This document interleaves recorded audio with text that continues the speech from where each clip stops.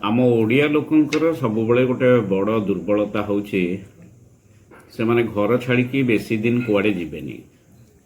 ଯଦି ପାଖକୁ ଗଲେ ତାହେଲେ ପୁରୀ ହେଉ କିମ୍ବା ଅନ୍ୟ କୁଆଡ଼େ ଯେଉଁ ବାଟେ ହେଲେ ବୁଲାବୁଲି କରିକି ଅଭଡ଼ା ଫବଡ଼ା ଯାହା ଖାଇକି ଦର୍ଶନ କରିକି ରାତି ସୁଦ୍ଧା ପଳେଇ ଆସିବେ ଘରକୁ, କେମିତି ନିଜ ଘର।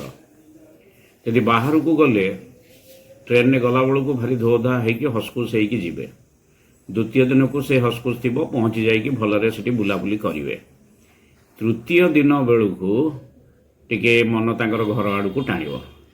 ଫୋନ୍ କରିବେ ପଡ଼ିଶାଙ୍କୁ, ଆଲୋ ଘରର କବାଟଟା ଠିକ୍ ଦିଆହେଇଛି ନା, ଆମ ଘରେ ଫ୍ୟାନ୍ ଫ୍ୟାନ୍ ଘୁରୁନଥିଲା ତ, ବାଡ଼ିରେ ସବୁ ଫୁଲ ଗଛ ଅଲଗା ଗଛ ଅଛି ନା, କିଏ ପଶିଲାଣି, ଆଉ ତୁ ଟିକେ ଦେଖୁଥିବୁ ଗାଈ ଟିକେ ତୋରାଣି ପାଉଛି କି ନାହିଁ। ଏଇଭଳିଆ କେତେ କଥା ତାଙ୍କର ମନକୁ ଆସିବ ତୃତୀୟ ଦିନ ବେଳକୁ।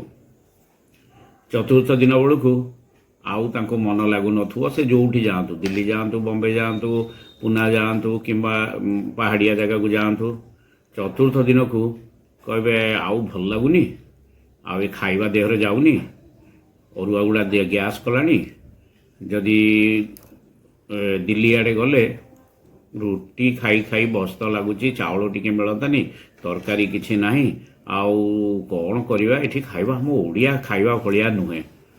ଚତୁର୍ଥ ଦିନ ବେଳକୁ ପରିବାରର ଯେଉଁ ସ୍ୱାମୀ ଲୋକଟି ନେଇକି ଯାଇଥିବ, ପୁରୁଷ ଲୋକଟି, ଭାଇଟେ କି ପୁଅଟେ କି ସ୍ୱାମୀଟେ ନେଇକି ଯାଇଥିବ, ଆରେ ଏତେ କଷ୍ଟରେ ଆସିଛନ୍ତି, ଏତେ ପଇସା ଖର୍ଚ୍ଚ କରିକି ଆଉ 2 ଦିନ 3 ଦିନ ରହିଯିବାନି, ବୁଲିକି ଯିବାନି, ଆଉ କ'ଣ ଆସି ହେବ। ସେଠୁ ମନ ମାରିକି ଟିକେ ରହିବେ, ଏଣେ ତେଣେ ବୁଲାବୁଲି କରିବେ। ପଞ୍ଚମ ଦିନକୁ ଆଉ ଥୟ ନାହିଁ, ହେ ପଳେଇବା ମ, ଘର ବାଡ଼ି କେମିତି ପଡ଼ିଲାଣି, ମନ ପଡ଼ିଲାଣି, ଅଫିସରେ କ'ଣ କେମିତି କାମ ଚାଲିଥିବ, ବ୍ୟବସାୟ କେମିତି କ'ଣ ଚାଲିଥିବ, ଘରେ ସବୁ ବିଛୁଡ଼ି ହେଇକି ସବୁ ପଡ଼ିଥିବ, ଆଉ ଆମେ ପଳେଇବା, ଆଉ ରହିବାନି। ଆଉ ତୁମେ ଟିକଟ କେତେ ଦିନ ପାଇଁ କରିଛ ନା, ଟିକଟ ହେଇଛି କାଲିକି ପରଦିନ ଆଡ଼କୁ ଆମର ଫେରିଯିବା ଟ୍ରେନ୍ ଅଛି। ଓହୋ, କେମିତି ଆଉ ଦିନଟେ କଟିଯିବ, ଆଉ ଏଠି ଆଉ ଭଲ ଲାଗୁନି, ବୁଲାବୁଲି ଯାହା ହେବା ତ ହେଇଗଲାଣି, ଆଉ 3-4 ଦିନ ହେଇଗଲାଣି, ଆଉ ଗୋଟେ ଯୁଗ ଲାଗିଲାଣି ଆମେ କୁଆଡ଼େ ପଳେଇ ଯାଇଛନ୍ତି ବୋଲି। ଏମିତି ହେବେ ଓଡ଼ିଆ ଲୋକ, ବିଶେଷ କରି ସ୍ତ୍ରୀ ଲୋକ ଯେଉଁମାନେ ବୁଲିବାକୁ ଯିବେ।